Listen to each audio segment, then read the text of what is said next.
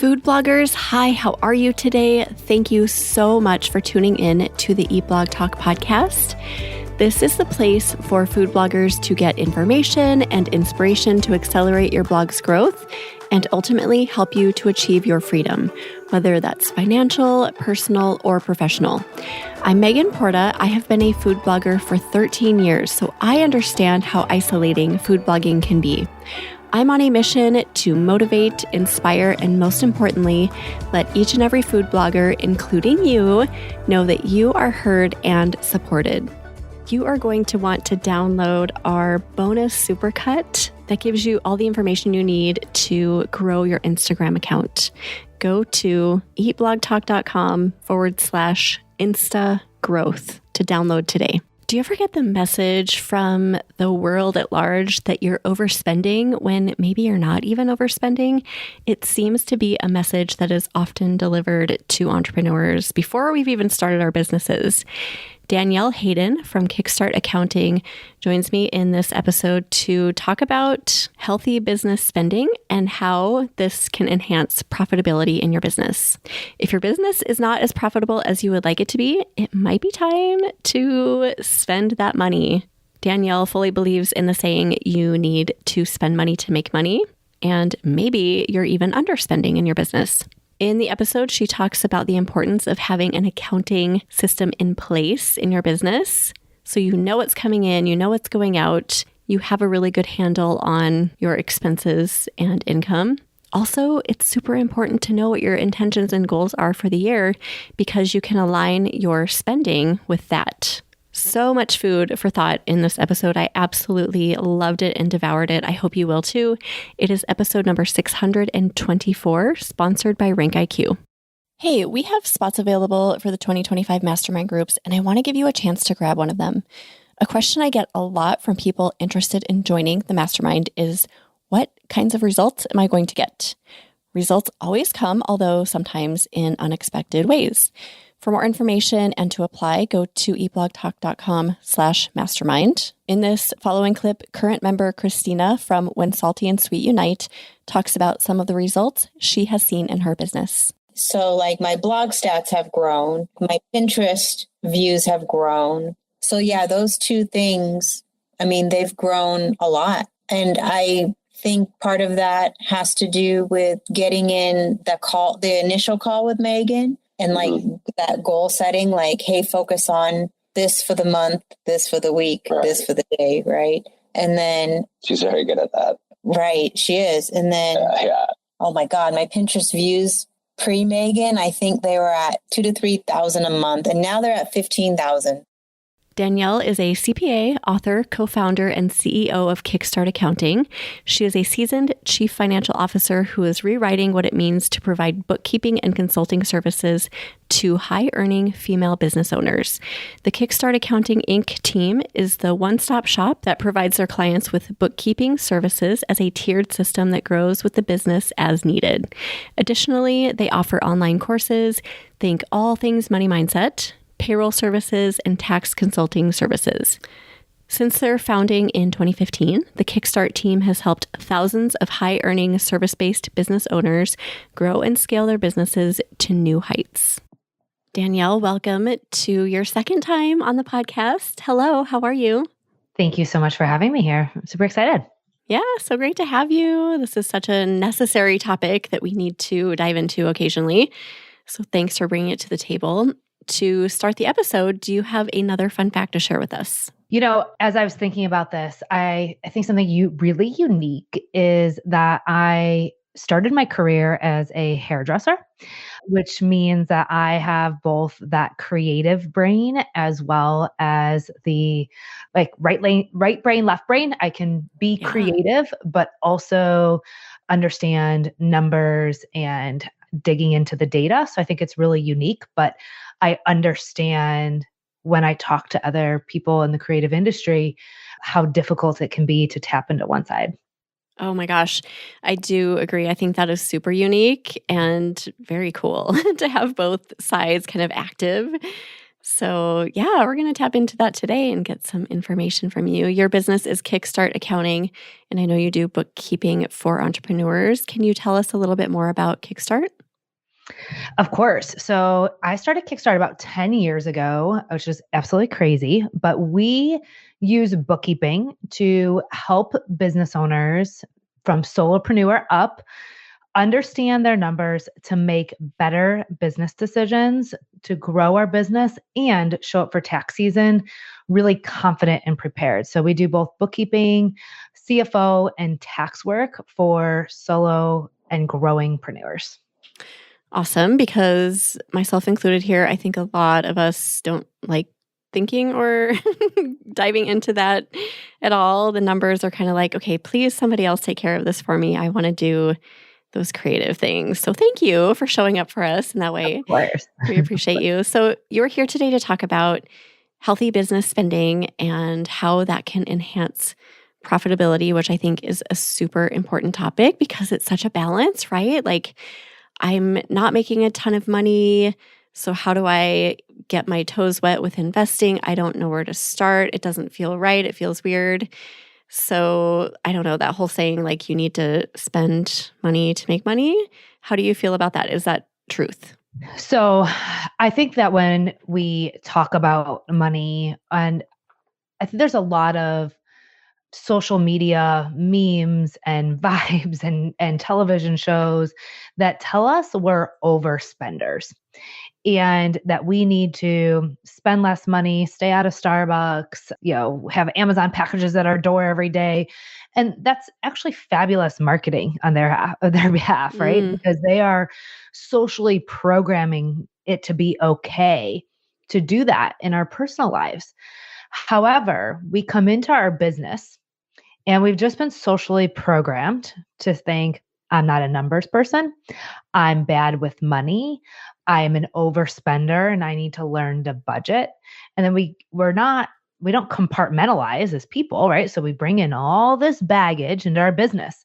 And this is the place that we're supposed to spend because if we want to hit our growth goals, then we need to invest in the areas that are going to support our growth. But we pull in that entire narrative of I'm not a numbers person. I'm not good with money. I've always been an overspender. I need to cut spending. And then we jeopardize our business because we think that it's most important for us to cut spending rather than invest in the areas that are going to move our business forward. Wow. Yeah, that is such a fresh perspective on that.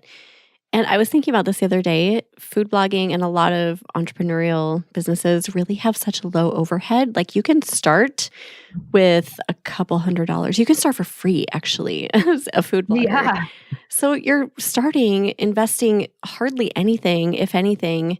And then you have that message ingrained in your brain that you're already overspending. Careful, slow down, don't spend a thing. Which kind of, I don't know, it's like we're starting off on a bad foot, right? It really is. Like we are programming our brains to think, like, can I tell you, when I get on client calls, it's almost like they look at me with their shoulders slumped over and they're braced, right? Like, okay, they're like, tell me the bad news. And every time somebody will ask me, well, where do you think I should cut back? And I'm like, cut back? We don't need to cut back. We need to invest in our business. So yes, just all things. I want to make the point that it is very normal to feel this way, to feel like I need to maximize profitability because that's the messaging that we hear. Yeah, right. That's very interesting. So stopping that message that enters our brain and knowing that in order to move our businesses forward, we absolutely have to invest in our businesses and spend a little bit, right? Yep, absolutely. So where do we start with that? So the first place that I want everyone to start is to know their numbers first.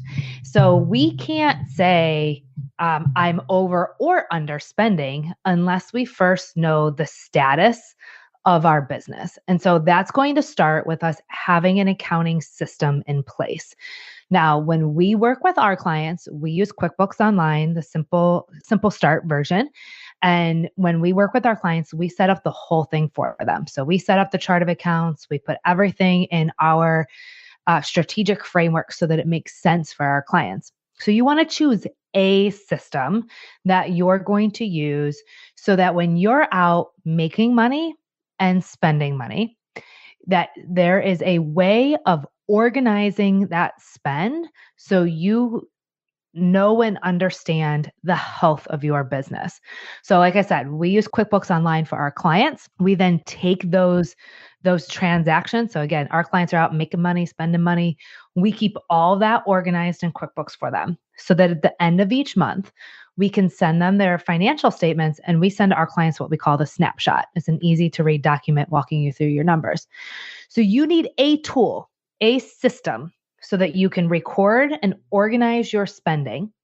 And then at the end of each month, you need a tool or a system for looking at those numbers so that you can then compare it to your goals, your intentions, and where you're spending money. Does that make sense as like a first step? Absolutely. It's very simplified and understandable. So, what would you recommend if somebody's like, I don't know QuickBooks, I don't want to invest in that? What's a kind of just really, really simple way to start with having a system for this?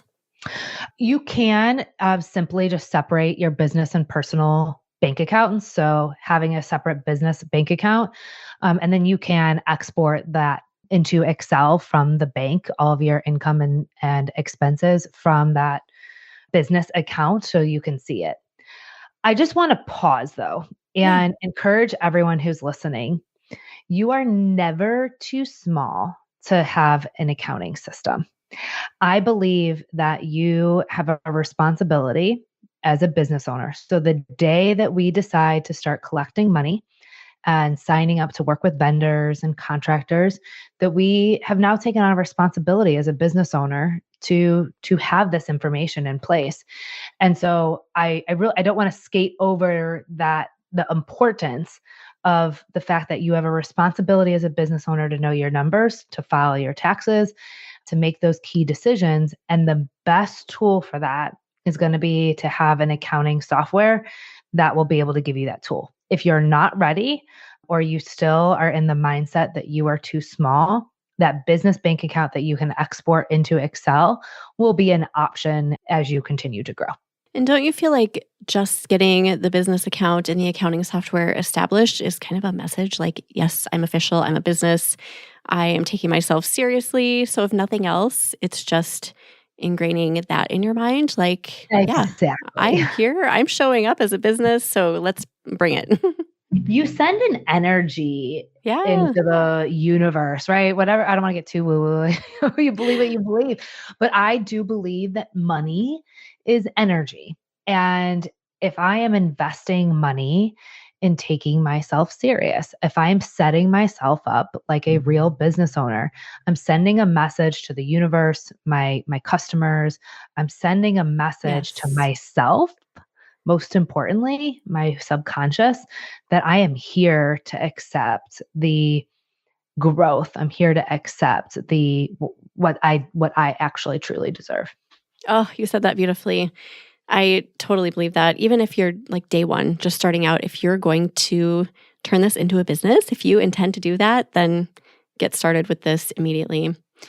So once we have the system and we have a way to record and kind of analyze what we're spending and what is coming in, what do we do from there? Do we have categories? What do we, yeah.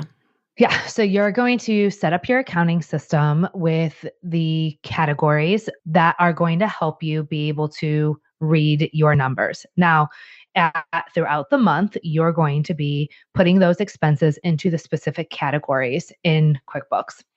At the end of each month, this is where the gold is. You are going to look at your numbers as the business owner and ask yourself, did my spending align with my goals? So we all do this super fun New Year's resolution goal setting process, right?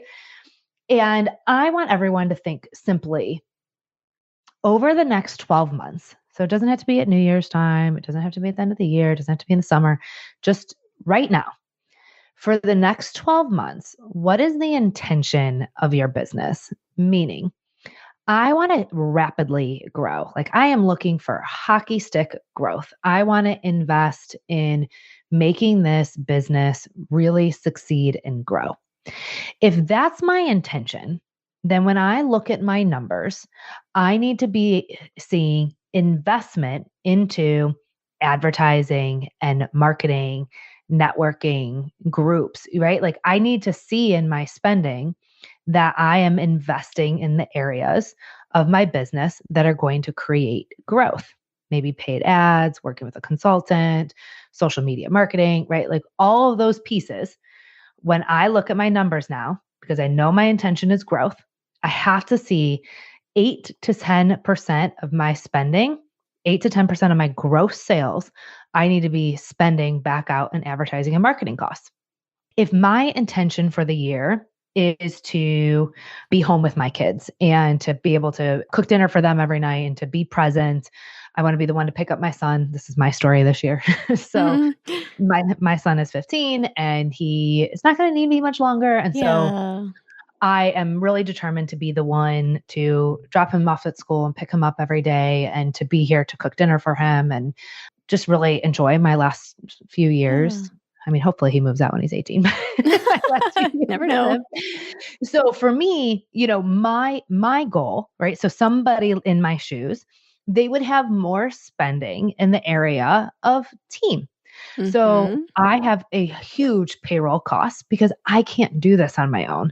And I still have a big mission in the world that I want to fulfill. And so I am trying to grow my business at the same time of making sure that I have that work-life balance. So I'm going to be spending, 50% of my sales on paying my team and my outside contractors to keep fulfilling the mission of my business while I take time to be with my family. So again, you can see my spending needs to align with my intention. Hello, food bloggers. Let's take a quick break from the episode to chat RankIQ. Are you using RankIQ? Are you on the fence about it? I'd love to tell you about the shining features of the tool so you feel confident diving into it. Number one, the main and obvious reason I love and use the tool is because it has helped me increase my traffic substantially over the past few years. If I hadn't found RankIQ and started using it, I am not sure where my traffic would be right now, but I'm guessing it probably wouldn't be good. Number two, I also love how easy it is to navigate. Unlike other keyword research tools, RankIQ is straightforward, it's simple, and it's just plain easy to figure out. No confusing stats or numbers. It has just the things you need. Number three, the rankings audit section is a dream. In a single click, you can connect to your Google Search Console account and get a real-time report. I like to scroll down to the pages experiencing traffic contraction sections to see if there are posts I can pay more attention to in order to get a quick traffic boost. Number four, the optimizer in RankIQ is my favorite optimizer of all the optimizers. It is easy, effective, and you don't have to use a keyword from the tool in order to use it.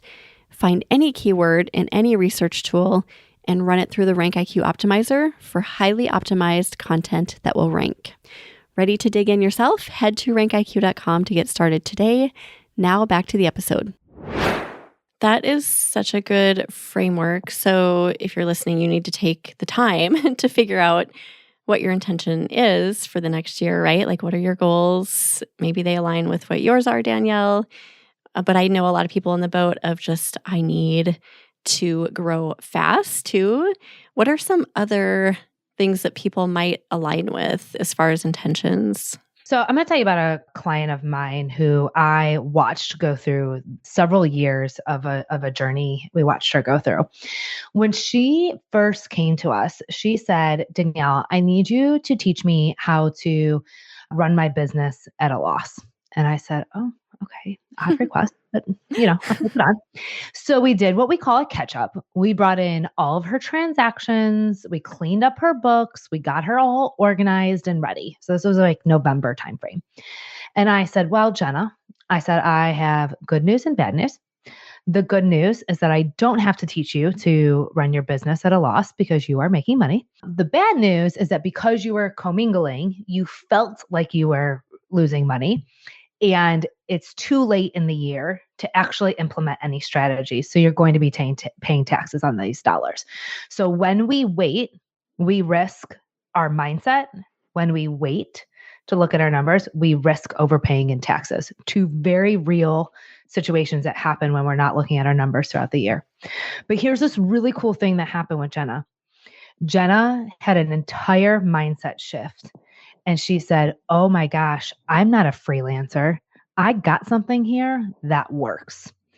And I watched her say, I'm going to become a business owner. I am growing this thing.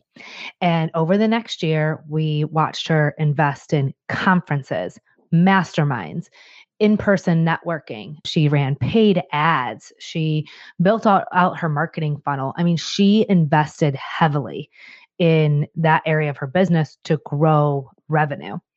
Now, the next year she came to us and said, Danielle, I'm ready to put down some roots. I need to refocus and capitalize on the growth, the momentum, but I really need to take home some owner's draws and pay myself because I want to buy a house. So we cut down her spending in other areas to make sure that she could pay herself monthly. She saved up for her home. And at the end of that year, we watched her purchase her first home. So cool. That's so cool. Right? But shift in spending. She was spending less in marketing and taking more in draws. But she knew it wasn't forever. She wasn't gonna live like that forever. So after she bought the house, her mom actually got sick. And she was so grateful that she was able to move her mom into her new home and she was able to care for her mom. Now, over the next year, we watched her shift her spending again. She needed to spend money on a team because she didn't want to lose her clients. She didn't want to lose what she was doing, the momentum she had created from the previous year. So she invested in a team.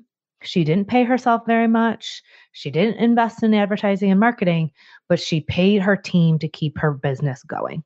After her mom passed away, she said, okay, I'm ready to go all in again. And we had to find a balance between paying herself so she could afford her new home, so that she could pay her team that she had grown to love, and reinvest back into the business so she can continue to grow. But our seasons of life are going to change. And so we need to make sure that our spending aligns with the season that we're in. Oh, that's such a good example. Her story is such a great example of just how things evolve over time and just shows that you need to reassess this from time to time. Do you recommend yearly, just kind of digging into your goals and intentions, or how often? I would say at least yearly. So we do budgets for our clients. So it is a process of sitting back to say, all right, I can see what happened over the last 12 months, but here's where I'm going for the next 12 months. And it's that act of really planning out, here's where I want to see my business go, my intention, and then mapping out the revenue and the expenses to get myself there. Okay. So I have a question I think a lot of people will be wondering right now. A lot of my listeners are newish food bloggers who are maybe like not making much money at all or making very little money. They want to grow quickly. I don't know, they probably have other intentions and goals as well. So this will vary. But yeah, like I know the question a lot of people ask is, what's the one or two investments that I start with? Where do we even begin? If our goal is to grow our business, then I think the best place that we can invest is in advertising and marketing. Okay. Now, I also believe in the power of consistency and time. What I see all too often with our clients and in the entrepreneurship space is that we try something, and when it doesn't work fast enough, we pivot to the next thing. We have been doing bookkeeping for almost 10 years. We have been consistent on what we do. We do bookkeeping for solopreneurs, and we do it year after year after year after year. Mm-hmm. And our clients and our community know that that's what we do. We have consistency in the market. We have consistency with who we are as a culture and as a brand. And so I just mention that because if you are at the beginning, my greatest advice to anybody at the beginning will always be to start with the what are you going to be consistent with and how are you going to deliver that into the world? Hmm. Okay. Yeah. Because I think that can look differently for each niche of being an entrepreneur, right? So that could look way different for your niche for bookkeeping than it would maybe for a content creator. So just thinking through what that looks like for food bloggers. One of the things that comes to my mind is having a reliable web host because you want your food blog to be online and not crash at any given time. So investing in that is huge. You want that to be consistent. Yeah, I'm just trying to think through some other things that could align with that consistency piece. Showing up consistently, yeah. Being known for what you blog on, right? Like being consistent. Like when I show up to your blog, I know I'm going to find this type of content and I'm going to see it over and over and over again. I have my podcast, Business by the Books. And when we started the podcast over the years, my marketing team or our producer would say, oh, it's Thanksgiving, just skip this week, or it's 4th of July, just skip this week. And I said, you guys, we're never skipping a week, ever. Nice. Our listeners know that every Tuesday, there will be an episode of Business by the Books, no matter what. And I think for anybody who is putting out content and creating anything in the world, that consistency over time, that we know that you're not going anywhere, that you take yourself serious and that you're showing up consistently over time. Yeah, and that in itself is an investment. Just you delivering that message to your people that you will be there time and time again on the schedule that you said you would. Mm-hmm. Yeah. All right. So starting there. And then don't you feel like once you start with one investment, it kind of just like each next step reveals itself? So you don't need to figure out your whole year of investments necessarily. You just take that first step, invest in that thing you know you need to do, and then other things start to make more sense. Absolutely. So that's why I preach. Again, I don't care how small you are. You need to know your numbers every single month because that's that same consistency and alignment with spending. Because you know what, guys, there's going to be things that don't work. And if you're doing them over and over and over again, but you're not checking your numbers until the end of the year, oh my God, you go to file your tax return, you're like, oh my God, I spent $5,000 on that throughout the year. That wasn't working. I should have stopped spending money on that in July, but you weren't looking. So you forgot you were spending money there. And then we get to the end of the year and we file our tax return like, oh my God, I spent so much money. It gives you an opportunity every single month to reset. Yeah.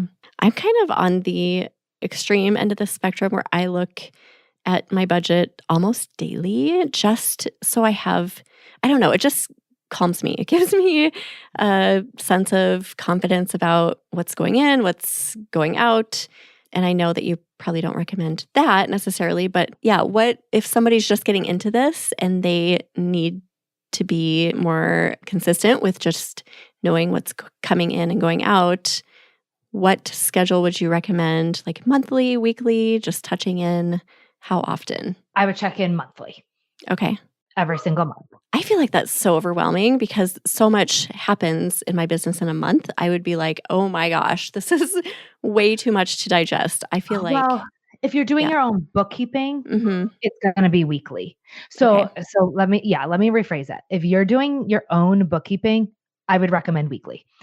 What I'm saying is a monthly exercise is you as the business owner analyzing, reading, reflecting on your numbers. That nobody else can do that for you. And that has to be done monthly.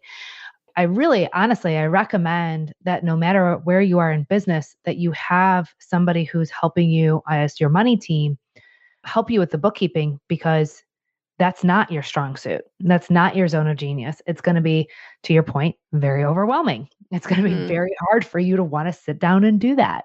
I mean, when I have to do something in like Canva, I mean, it's like I'll scrub my floors in my hands and knees before I go. And I know that that's how people feel about QuickBooks and bookkeeping. And so stop doing things that aren't in your zone of genius, that you're not good at, you don't know how to do, and do the things that you're good at. Like, I can't do what you do. And that's beautiful, right? Like, I need Yeah, you and you right. need somebody to do that for you. So your job as a business owner is only to read the numbers, because that's really, you're not qualified to do the other pieces. Yeah, that whole tapping into what is lighting you up and what you're good at. There is so much value there in just being a more productive, happy person and entrepreneur, don't you think? Yes, absolutely. I mean, why are we doing this? Like, really, why are we doing this? Freedom. A lot of people, freedom. And if we're doing it for freedom, then do the things that you love, Yeah. right? Because my mom always said, and I always think it's ironic that I became an accountant, because my mom always said, there's two things in life that are for sure. We're going to pay taxes and we're going to die. Sounds morbidly and crazy, but every year we show up to April, especially as business owners, like, oh, geez, I forgot to organize my books again. I forgot to look at my numbers. I forgot to track my mileage. I forgot to. And why did we forget? It's because we're avoiding it because it's hard. But when we went into the business for the time freedom, for the joy, for the Mhm. love of what we do. And I just want to give us all permission to do the things that we love to do. I don't do the things that I don't enjoy in my business anymore. I know that's the end goal, right? I think for a lot of people is having that time and schedule freedom and not doing things that we hate to do. Taking those off one by one and outsourcing them as needed. What are we missing? Is there anything that we've missed talking about as far as just digging into healthy business spending, making our businesses more profitable? The one other thing I'll say is, I can't tell you the exact number for you to be at. Although we have clients who say to us all the time, well, tell me what everybody else is doing. Like, what is everybody else spending? So here's the guide that I'll give everybody. You can go to kickstartaccountinginc.com/healthy. And there you can download the healthy percentages worksheet. This will tell you the range of percentages that we recommend for you to spend in each area. So I had mentioned specifically 8 to 10% of your sales on advertising and marketing. We want, 5% of our sales to go to outside services. We can't do this on our own. We need team members and people in this in our passion helping us do what we love to do.